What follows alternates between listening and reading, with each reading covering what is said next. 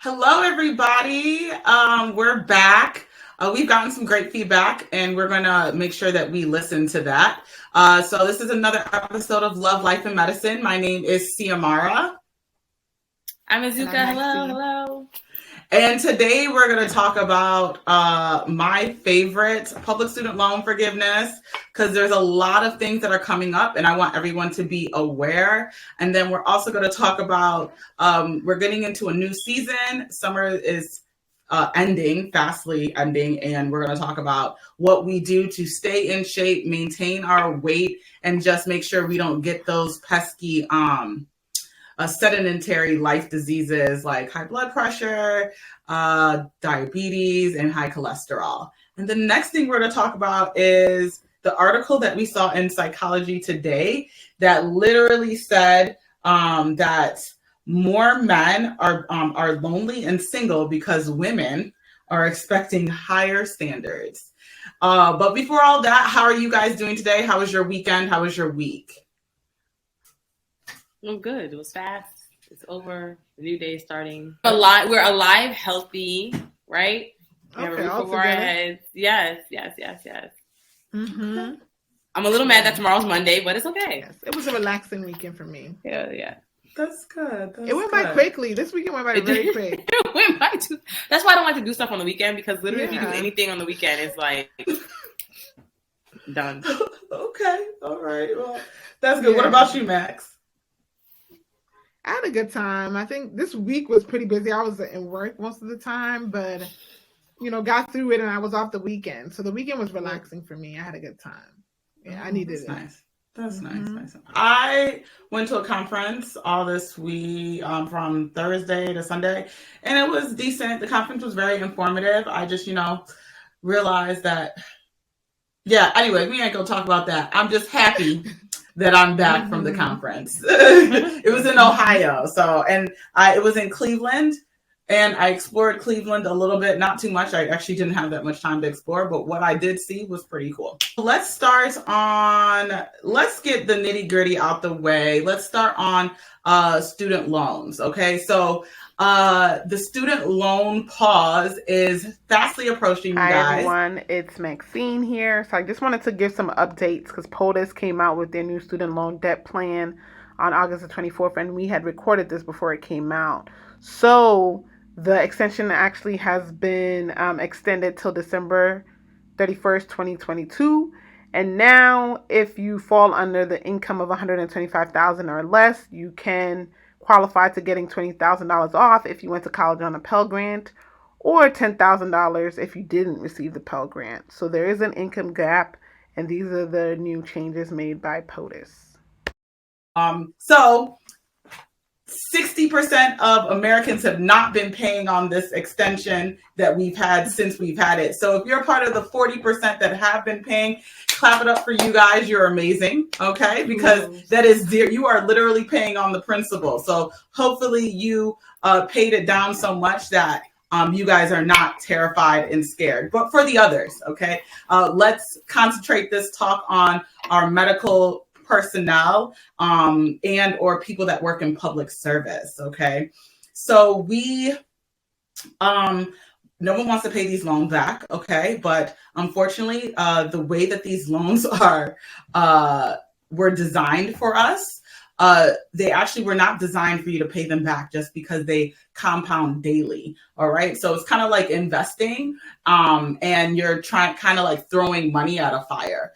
So the government realizes that and they make money off of that, but they realize also that their base is now the millennials, and the millennials are the people that vote for them. So they're trying to do something different. The one thing that they're trying to do now is start forgiving loans, but not on a wide base measure. Yeah. They are basically targeting certain groups. So they have discharge loans if you are physically or mentally disabled. Because their reasoning for that is you probably are not going to make the amount of money that you used to or can because of those disabilities that you have. You have to go to student ed. I think it's studented.gov to kind of apply for that, but they will discharge your loans if you are physically and mentally disabled, either partially or fully. It really doesn't matter. Also, if there's 155 for-profit schools that are being blamed for fraud, so they have discharged loans for that. Let's just narrow down on the ones that I know a lot of medical people are kind of pissed about, that they wish they probably went to this school, but they didn't. Ross Medical School, okay? Wow. If you did not refinance your government loans from Ross, you are entitled to student loan forgiveness. So clap it up for you if you were like, yo, I knew the government was going to pull through on me. That was nothing but Jesus. All right. And Ross Veterinary School. I can't forget about our DVNs. Also, the big thing is most doctors, nurses, teachers, social workers that we rely on are the public service loan forgiveness. So a lot of doctors usually don't worry too much about this, because if your residency was 4 years, you did a fellowship for 2 or 1, you've already kind of put in 5 of those years, and then you get out 5 more years, 10 years, it's over, right? So you don't even care about that. The problem is that a lot of us don't know how to apply for it. We get out of medical school, we don't really understand what's happening. We end up just reconsolidating, maybe not with the right servicer. And then after we reconsolidate, we probably forbear because we don't want to pay the loans while we're in residency. This administration, and I keep saying this administration because I'm not partial to anybody, this administration currently has given people a temporary extension of the public service loan forgiveness. So until October 31st of this year, if you ever worked for a non-for-profit and you never applied for the PSLF, or you applied for the PSLF and you were rejected, because 97% of Americans who applied for the PSLF previously were rejected, it is imperative that you apply. But once you apply, you also have to refinance your loans under MOHELA. So I implore you to figure if that is good, if that's a good thing for you and your family and your finances, because the rule of thumb is this: if your loans are one times or less than what you make, you probably don't need to have public student loan forgiveness. You probably can pay it off yourself. For example, so if you have $100,000 of student loan debt and you make, as a doctor, $350,000, I don't really think you need the public service loan forgiveness. It's not a big deal. You probably can pay that off. But if you make 150 and your loans are about 500,000, rule of thumb is that's something that you should really be thinking about. Okay, so let's just go over that again. If your loans are basically 1.5 times or more than what you make, looking into getting into the public service loan forgiveness and applying for that extension or waiver is important, because that also includes if you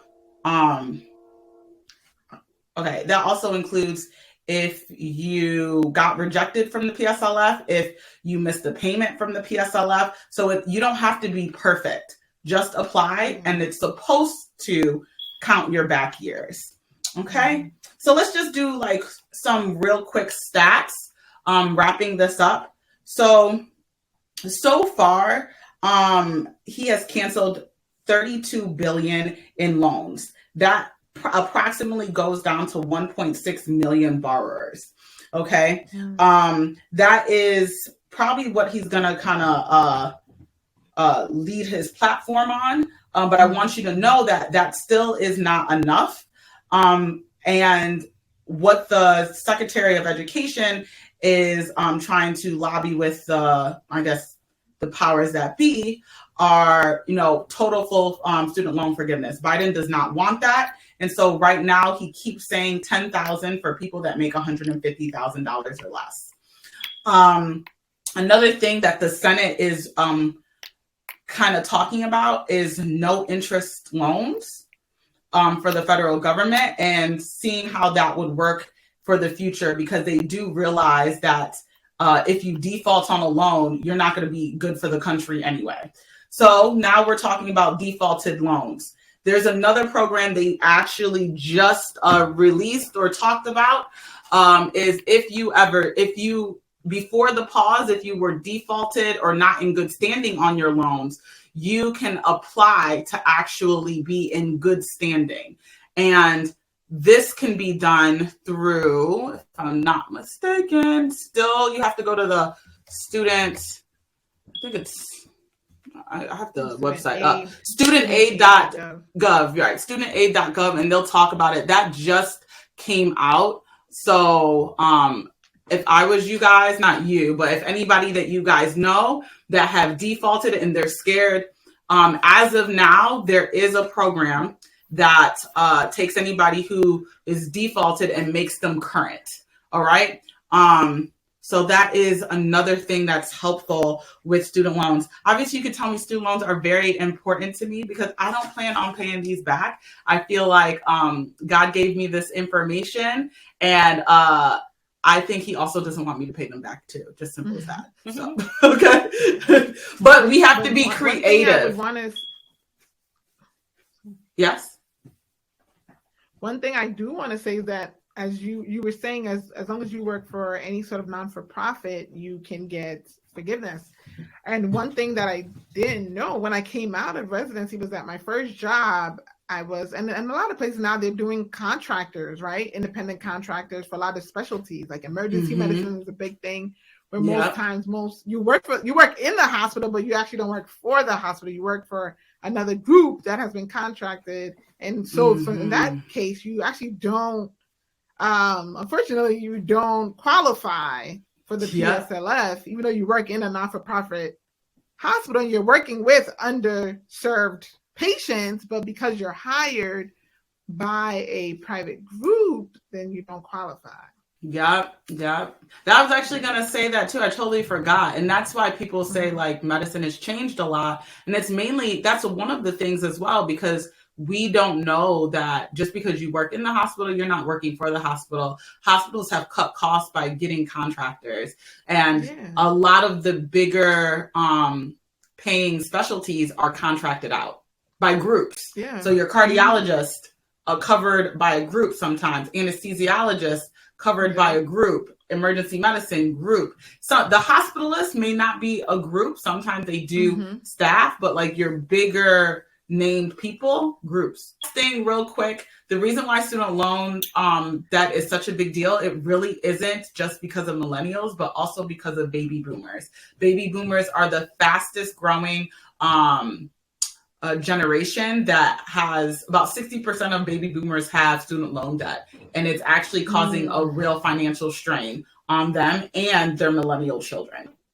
Welcome back, y'all. Okay, so now we're going to talk about weight loss management, things that we do to maintain our weight, things that we take if people take, like, I don't know, over-the-counter supplements or something, and exercises we do, and tips and things that we felt like were helpful. So y'all can start, because, you know, I'm not the most, like, you know, people who are like fitness gurus and whatnot. I don't consider myself one of those. I've always been slim most of my life. So I was kind of one of those that didn't really, like in high school, I was an athlete. But after that, it was kind of like I didn't work out, but I was always like slim and I could eat whatever. But of course, as I'm getting, you know, that's not working, right? So I have become more intentional with like what I'm eating. I'm making sure I'm having a balanced, you know, diet. Of course, with vegetables and things of that nature, and then being more active when it comes to working out and making sure I do that at least 4 times a week. So for me, it's the Peloton has been key for me, because I just know, I feel like you just have to know yourself.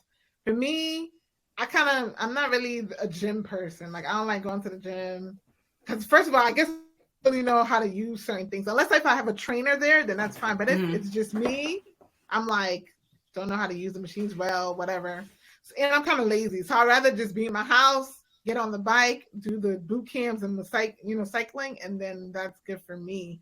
But I do want to incorporate like a personal trainer because I think I need someone face to face who can really motivate me. Yeah, and it's not my husband because if we work out together, we're gonna have an argument. So I need somebody else to be able to motivate me and for me to take it seriously.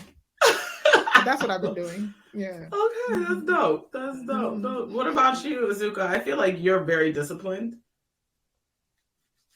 I don't know. I've been the opposite of Maxine. I've always had, I don't want to say weight issues, but I just have different genetics. So I've always been like intentional. I think I was probably my smallest before I got pregnant, and then I got pregnant in all. Let me just put it to you this way: it's been 2.5 years and counting. I'm still trying to lose my baby weight. Mm-hmm. But I think what's been helpful is I think the smart eating. I eat a lot of fruits, vegetables, because it's filling. Drink a lot of water. And then this little thing right here, I had the Peloton, and for me, it didn't work. But this is my new thing right here, the Oculus. I don't know if you guys. Okay. Oh my God. They have workouts boxing. on there? I'm drenched. It's like, Maxine, you said you need a personal trainer. There's this one called Supernatural, and I be jamming to like Hustle and Rick Ross. It's really good. It's really good. Oh. I like it because I don't have to leave my house. I could do it when the baby goes to sleep. I'm like you. I feel like a lot of it is too time. Like when I get home, I'm not driving to a gym. Mm-hmm. We live in, we have, cold weather. We have a winter, so it's hard to go outside and run and walk. So this has been my new thing. One of my colleagues put me on, one of the nurse anesthetists, and it's phenomenal. I love it. They have boxing. They have everything you think of. Tennis. It's the best. Okay. And then, I've tried other diet. When I was in medical school, I gained a lot of weight, and I was on Weight Watchers. I think Weight Watchers is, if you're going to do a diet program, it's probably the best because it's not like a diet. You can eat whatever you want. It just teaches you portion control, and it makes you think about what you're putting in your mouth. Those are the things that I'm doing. But I agree, Maxine, old age isn't our friend. So we have to just stay on top of it. But the reason I'm staying on top of it because I'm not buying new clothes, so I never understood those people that jump like 5 sizes. Like, you must have money to throw away because I can't do it. I refuse to. A lot of weight this year. What I've been doing. But it's such good weight. You look phenomenal. I'm trying to. You look exactly. Good. Well, anyway, sorry. Let me not skinny shame anybody.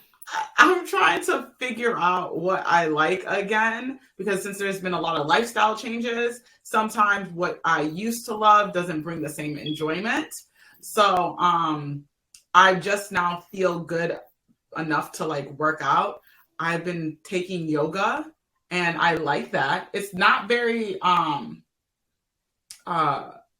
intensity, but I can see myself incorporating it in my like after a high intensity workout. Like if I'm working out 5 days a week, I can see myself doing yoga once or twice a week because it does really center you and kind of require you to kind of slow down and stretch. So I've been really, it's not so much intentional, but trying to figure out what I like to move my body. And my friend gave me a really good tip. Instead of having weight goals, have movement goals. So I've been trying to make sure that I move intentionally at least 4 days a week. And then seeing if I like that. So, but I do want to, probably in the next week or two, I am going to join the gym. I do like gyms because I kind of like, I'm the opposite. I like the community. I like to see people. I like to be like the mayor of the gym. I like to go in and be like. That is very you. Yes. That is very you. Yes. So I miss that. And being back in Michigan for this short period of time that I'm here, there isn't that many gyms or like fitness studios, not in places like probably like Atlanta now that it's like, the Black Hollywood, there's a lot of cute little fitness studios popping up. Or even in New York, it's just not that many. So I'm just trying to figure out how I can, get back on my game. I have been more intentional about eating less snacks. I am a chip person. I love chips all the time. So eating less snacks is probably on my goals, because I can eat chips all day. Mm-hmm. Chips and water. Hot chips, preferably. Hot chips? Oh, like spicy? Yeah, like flaming hot chips. Those are, they're so good. Yes, those are the best. So, that's about it. I haven't really been, and buying new outfits kind of helps me want to work out. Yeah, because they're bigger sizes, or why? Oh no, because you want to look good. You look cute. New workout outfits, and you look cute when you. Okay. Yeah, I don't like to work out in raggedy stuff, so I buy new outfits because it motivates me to want to work out. Mm-hmm. Yes. I think all of my outfits. I don't even have outfits. I just work out in whatever that. At home, I feel like you can get away with it at home. Yes, and that's why I don't like to leave, because I just put on whatever. Yes. Yeah. But I've been getting it more into wellness, where it's not just, I think physical is a part of it, but also for me, wellness in every aspect, mind, my spirit. And I think for me, that's been helping me in terms of wholeness altogether. So I've been really getting into that movement. Okay. How are you getting into that, Maxine? So I'm making intentional to journal, making sure I'm journaling my thoughts, meditating, and then also the physical aspect is, working out, and then taking time for myself, for self-care. I've been more intentional, going for a massage, if it's by my, just for myself, a spa day for myself, or maybe going somewhere just by myself to eat by myself, just really being more intentional with finding time for myself. When my daughter's in school and someone is there with my son to take care of, just sneaking away, whether it's even 2 hours by myself just to do that, or even ride by myself in the car just for, fresh air and just to gather my thoughts and things of that nature. All right. So next thing we're going to talk about is the famous Psychology Today article about there are more single and lonely men because women are demanding higher standards. Article.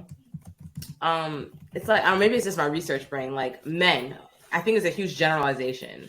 What kind of men are you know what I mean? I'm sure I don't know. I just feel what are the standards that are keeping them from wanting to go out on dates? Mm-hmm. Is it the women want the man to have a car in their 30s or their own place to live in their 30s. I feel like it depends on what the standard is. Now, if the standard is, I want him to fly me out on a private jet, that's a different case. But I don't know. I don't think the standard, I just need more. I needed more information. I don't know. Me personally, they're just basics. At least from what I read, what I read, it was saying that I guess some women want men that are more emotionally available. So this was basically a way to, I guess, encourage men to be better communicators, be better available emotionally. I guess in general, men are not, based on the article. So therefore, women aren't settling for men that are not, good communicators and things of that nature.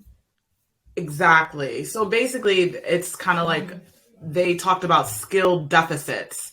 And the skill deficits that they talked about were the communication factor, that men don't really know how to communicate that much. It literally is the rise of lonely single men, and that men need to address their deficits to meet healthier relationship expectations. So aside from that article, I remember hearing another podcast saying that if women are doing all of this personal work to be a better person for themselves and men aren't, then it's kind of you are outpacing, they said it's you're outpacing somebody who isn't growing emotionally, for themselves. Mm-hmm. So if you kind of flip that to the article was very very basic.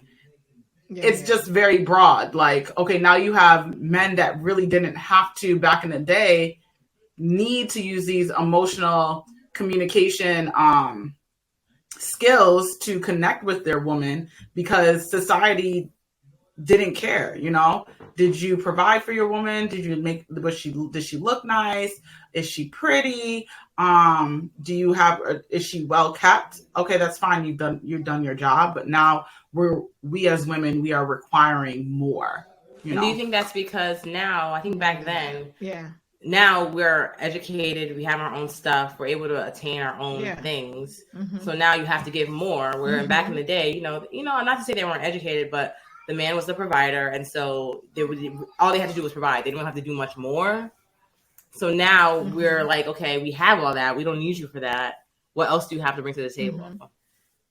I think it's that exactly. I think, like you said, there's just a generational shift, which isn't a bad thing. It just requires your partners to kind of step up in more of an emotional role, more in a communicative role than what was needed then before.